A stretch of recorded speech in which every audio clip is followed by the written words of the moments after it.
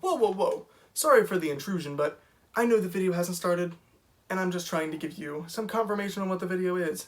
Maybe a little bit of insight.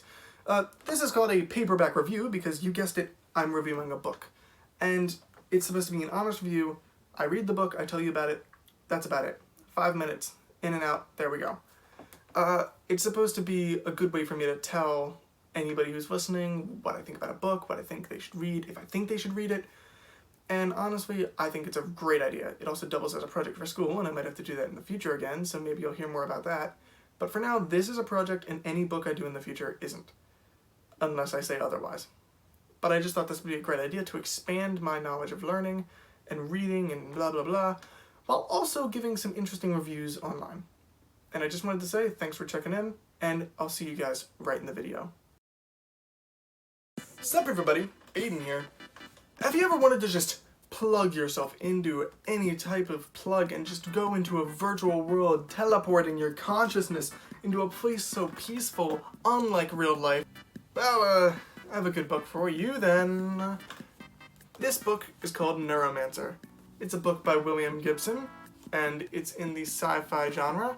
Specifically speaking, it's cyberpunk, which means that there's old and new technologies. Like, say there's a coin-operated payphone, you know, but there's also plugging your consciousness into something. And if you wanted to learn about that, then definitely check out that book.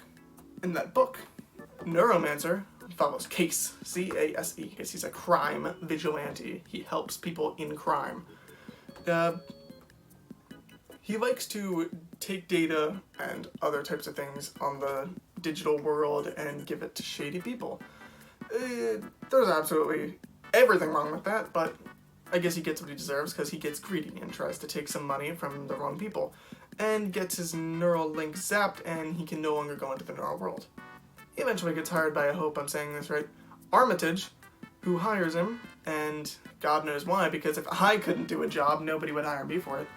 But I digress, because he can do the job for it, and I'm not going to tell you why, because you'll have to read the book for that.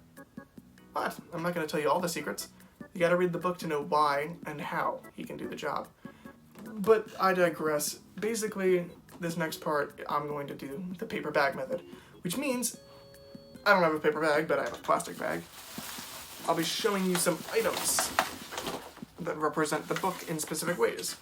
This plug here, which I'll be plugging myself into in a minute, we're going to be going into the virtual world.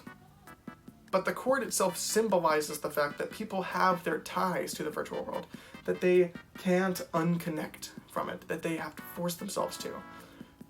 Pull the plug, basically, is what I'm saying, in a metaphorical stance, not killing themselves. But basically, to understand this, I need to go in to the virtual world to see what they're talking about. Get... Wow.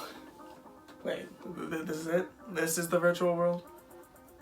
I was expecting more, but I suppose I could have made more. I really hope my bag made it here.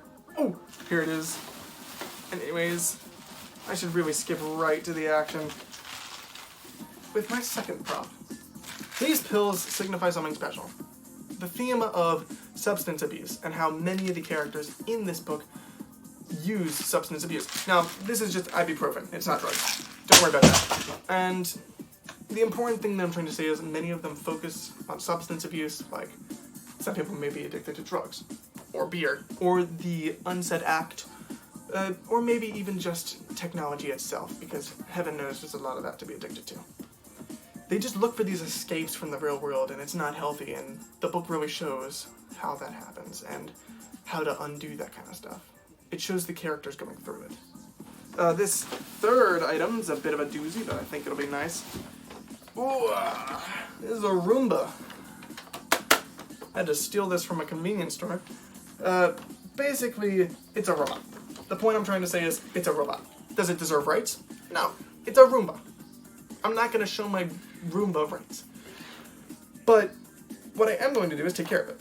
But if it were to gain sentience somehow and gain free will, then yes, I would have to give it rights, or it would probably vacuum my feet in its sweep. But basically the book really does talk about that, like, who is a person? What is their personality? what is all that? Like, what makes a person a person?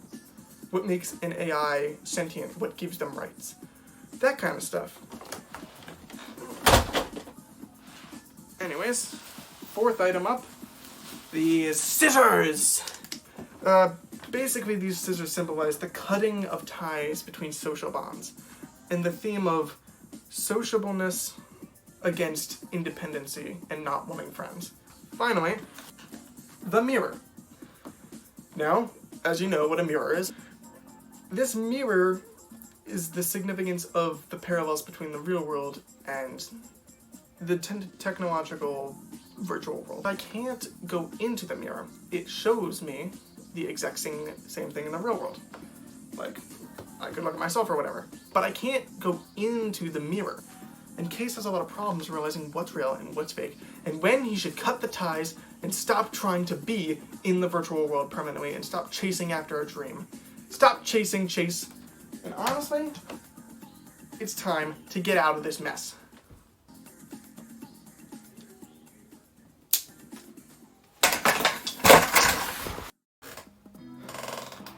Oh, that was fun while it lasted, I suppose. Overall, for that book, I give it like a 4.4 out of 5 stars. Thumbs up all around. Thanks for watching. Now I wonder where the real life Rainbow went. There you go, pal. Thanks for the help today.